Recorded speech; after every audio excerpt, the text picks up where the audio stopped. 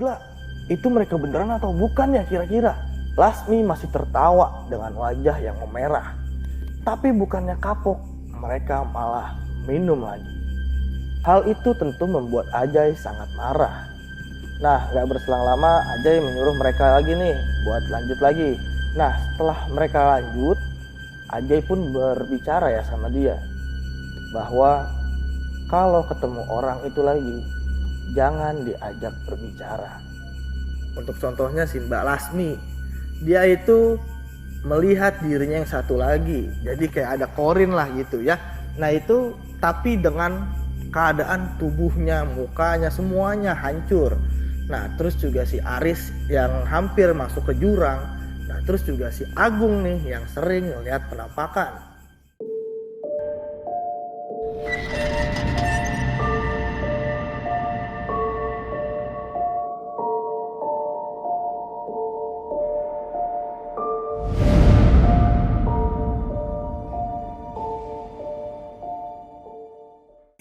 Halo guys, balik lagi bersama gua di Mirror Mystery Horror.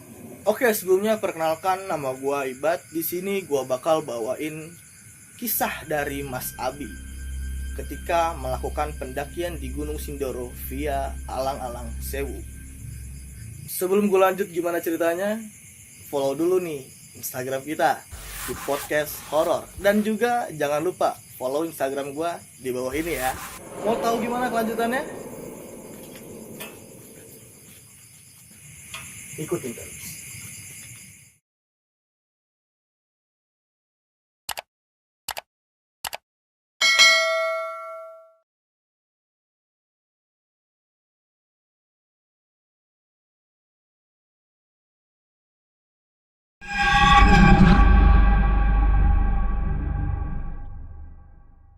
Pendakian ini dilakukan Mas Abi pada tahun 90-an.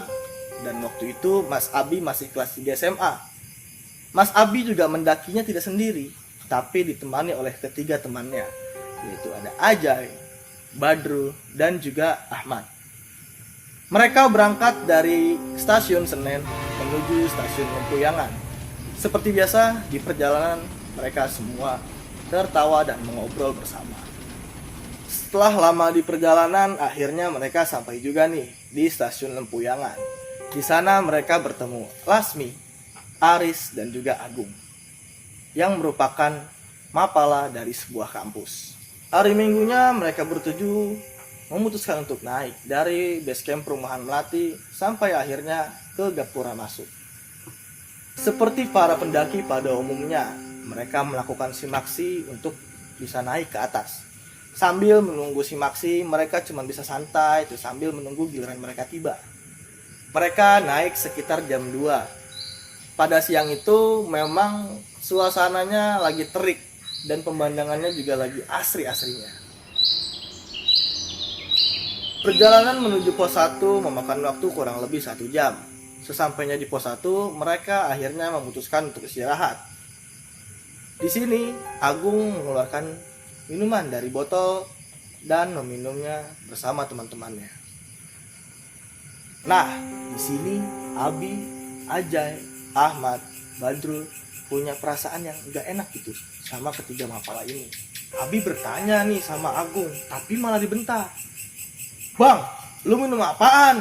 Jangan aneh-aneh deh bang." Begitulah kira-kira. Sayangnya Agung dan teman-temannya tidak memperdulikan perkataan Abi. "Diam lu, udah sana, lanjut duluan."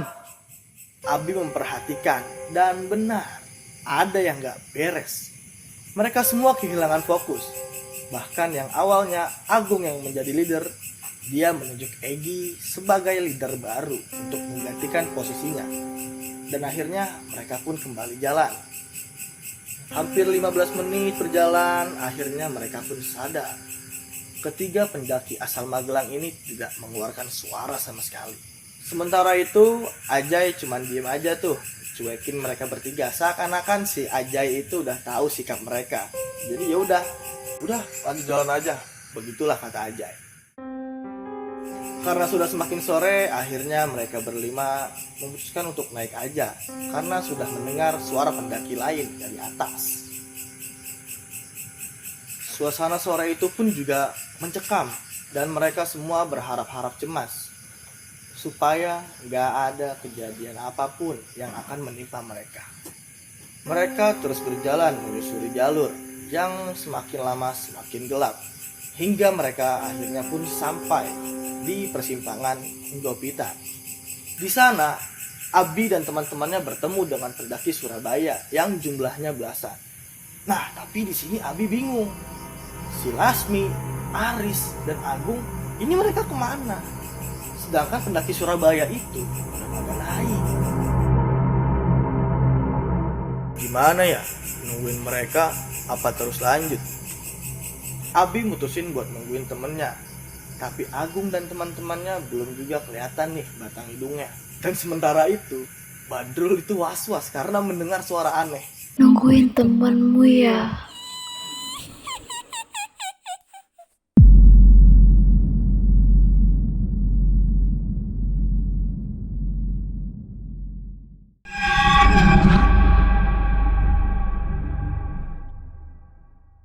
Badrul tiba-tiba merinding karena mendengar suara tersebut berada jelas di sampingnya.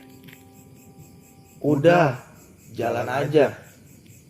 Akhirnya, dia pun menyuruh yang lain untuk tetap jalan. Baru aja mereka jalan, tiba-tiba terdengarlah suara ketawa yang makin lama makin dekat. Suara ketawa siapa tuh? Suara tawa itu membuat mereka merinding. Tapi mereka sekaligus penasaran. Sebenarnya suara siapa? Dan benar saja, dari kejauhan terlihatlah tuh siluet bayangan dari Lasmi, Aris, dan juga Agung. Mereka tertawa sangat keras. Bahkan dari jauh pun tertawanya masih terdengar sangat keras. Gila, itu mereka beneran atau bukan ya kira-kira? Lasmi masih tertawa dengan wajah yang memerah. Tapi bukannya kapok, mereka malah minum lagi. Hal itu tentu membuat Ajay sangat marah. Nah, gak berselang lama Ajay menyuruh mereka lagi nih buat lanjut lagi. Nah, setelah mereka lanjut, Ajay pun berbicara ya sama dia. Bahwa kalau ketemu orang itu lagi, jangan diajak berbicara. Abi dan yang lainnya hanya mengangguk saja. Padahal mereka bingung apa yang dimaksud sama Ajay. Emang kenapa bang? Udah, nanti lu juga tahu sendiri kok. Setelah berjalan hampir 30 menit, mereka dikagetkan dengan sosok Mbak Lasmi yang turun dari atas. Dan Abi pun menegurnya. Loh mbak, kok udah turun? Nah, yang anehnya setelah Mbak Lasmi turun, kabutnya juga ikutan turun dan menutupi pandangan mereka. Nah, di situ Ajay benar-benar marah sama teman-temannya. Karena emang Ajay itu udah ngomong sebelumnya kan, jangan ditegor kalau ketemu sama orang itu lagi. Nah, si Abi, si Badrul, si Ahmad tuh cuman kaget aja gitu loh ngedengar si umpatannya si Ajay ini. Nah, tapi mereka tuh akhirnya saling berpegangan tangan karena emang situasinya itu benar-benar gelap karena kabutnya itu kan turun. Nah, maksud berpegangan tangan di sini agar mereka tidak terpisah satu sama lain. Nah, di sini anehnya si Abi tuh pas lagi noleh ke belakang, teman-temannya tuh nggak ada. Dia cuma ngedengar suara Ajay ngomel-ngomel dari jauh. Udah gue bilang jangan ditegor. Akhirnya Abi minta maaf. Dia menyesal banget karena nggak matuhin nih perintahnya si Ajay. Dan akhirnya mereka pun terjebak di dalam kabut yang entah kapan hilangnya. Nah, sebenarnya di dalam kabut itu mereka tuh ngedengar suara kunti, suara ajakan, suara bisikan, dan suara apapun itulah yang berasal dari alam gaib. Apapun yang kalian dengar itu cuekin aja. Banyak-banyak doa aja. Begitulah kata Ajay. Nah, setelah berselang lama, akhirnya kabutnya pun sudah mulai menipis nih. Dan jarak pandang pun juga sudah mulai terlihat. Dan tidak sadar, waktu sudah menunjukkan pukul 17.15. Tapi, pos 3 masih belum terlihat. Duh, kok nggak sampai-sampai sih? Hari pun mulai gelap dan mereka masih terjebak di alang-alang yang tinggi. Ajay pun bilang ke teman-temannya supaya mereka semua melipir ke kanan. Dan sampailah mereka di tanah lapang yang di situ ada pendaki lain yang sepertinya habis diguyur hujan. Dan ternyata mereka udah sampai nih di pos 3. Nah, tepat jam 9 malam akhirnya mereka pun mendirikan tenda di sana. Tapi ketika jam 1 malam, pas lagi enak-enaknya tidur, tiba-tiba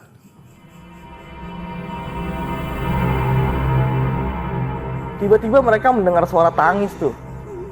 Woi, suara tangis siapa tuh? Bangun. Nah, langsung aja tuh si Ajay, si Abi, si Badrul dia loncat dari tempat tidur dan langsung menyusuri sekitaran tenda sambil bilang, "Duh, siapa sih nih nangis tengah malam? Kalau setan gimana?" ucap si Badrul. Nah, akhirnya si Abi ini nyenggol lengannya si Badrul sambil bilang, "Hus, jangan sembarangan lu." Nah, setelah diselidiki ternyata itu adalah si Lasmi, Aris, dan Agung. Mereka tepar di dekat tendanya si Abi. Nah, langsung aja tuh si Abi, Badrul, dan yang lain membantu si Mbak Lasmi ini dan Aris dan Agung pastinya. Nah, mereka di situ cerita kalau mereka diganggu sama penunggu gunung ini. Dan benar, tidak berselang lama mereka dilempari batu, disusul suara gamelan. Saat itu juga Mbak Lasmi langsung kesurupan. Dia pun mengamuk, matanya melotot, tubuhnya dingin, dan sudah tidak bisa dikendalikan. Mbak Lasmi ini sudah di luar kendali, dan suaranya pun mendadak berubah. Kalian telah mengotori gunung ini. Pergi kalian, kami tidak sudi menerima kehadiran kalian.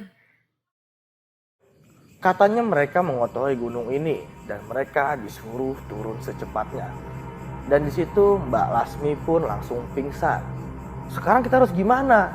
Tanya si Agung. Nah, si Abi ini agak kesel ya, karena niatnya ke gunung buat liburan malah ditambah masalah kayak begini.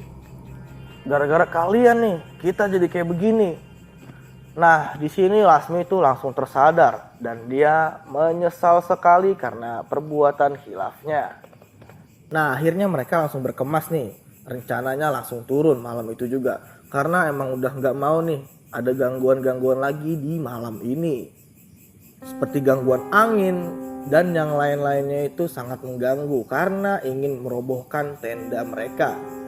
Nah, langsung aja tuh mereka turun. Tapi pas turun mereka pun juga tetap diganggu. Bahkan si Badrul yang berkali-kali melihat sosok yang marah kepada mereka. Lebih baik kalian minta maaf daripada teror ini gak akan pernah selesai, ucap Ajay. Akhirnya Lasmi, Aris, Agung mereka pun minta maaf dan berjanji tidak akan mengulanginya lagi. Nah, di sini Badrul akhirnya menghela nafasnya. Aduh, udah tua, bukan yang ngajarin kita yang bener, malah kayak begini. Nah, si Abi ini berusaha menenangkan si Badrul karena emang dari tadi tuh yang melihat sosok serem itu si Badrul. Nah, si Ajay pun sama, dia menenangkan si Badrul juga. Mereka semua udah muak dengan keadaan di gunung ini. Dari dia tersesat, melihat penampakan, terus juga dengar suara-suara aneh. Mereka tuh udah ngalamin semuanya. Nah, di sini mereka mencoba untuk tenang. Sampailah mereka di pos 3. Tapi di sini Mbak Lasmi menjerit karena kakinya sakit dan tidak bisa digerakkan. Nah, disinilah nih Ajay langsung turun tangan. Nah, si Ajay itu langsung bernegosiasi sama sosok yang mengganggu Lasmi, yaitu sosok wanita berkebaya merah. Wow, kebaya merah. Sebagian dari mereka menahan Lasmi, dan tapi mereka pun juga menginginkan Lasmi dan yang lainnya membayar kesalahan mereka. Oh iya, kalian mau tahu kan sebenarnya apa sih yang dialami oleh ketiga pendaki dari Magelang ini ya? Nah, untuk contohnya si Mbak Lasmi, dia itu melihat dirinya yang satu lagi, jadi kayak ada korin lah gitu ya. Nah itu tapi dengan keadaan tubuhnya, mukanya semuanya hancur. Nah terus juga si Aris yang hampir masuk ke jurang. Nah terus juga si Agung nih yang sering ngelihat penampakan. Ngeri ya.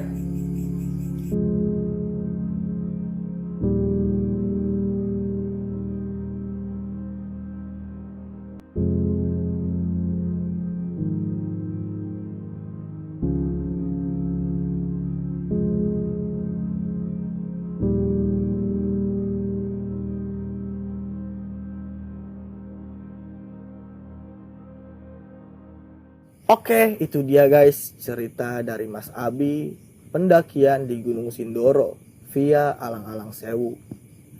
Jadi kesimpulan di sini kita nggak boleh sompral ya di daerah orang. Jadi kalau menurut peribahasa, di mana bumi dipijak, disitulah langit dijunjung. Jika kalian suka dengan video ini, silahkan komen dan like. Jangan lupa subscribe-nya. Follow juga IG kita di Poror, di podcast horor, dan jangan lupa follow IG gua di bawah ini ya. Gitu aja guys untuk cerita kali ini. See you and bye bye.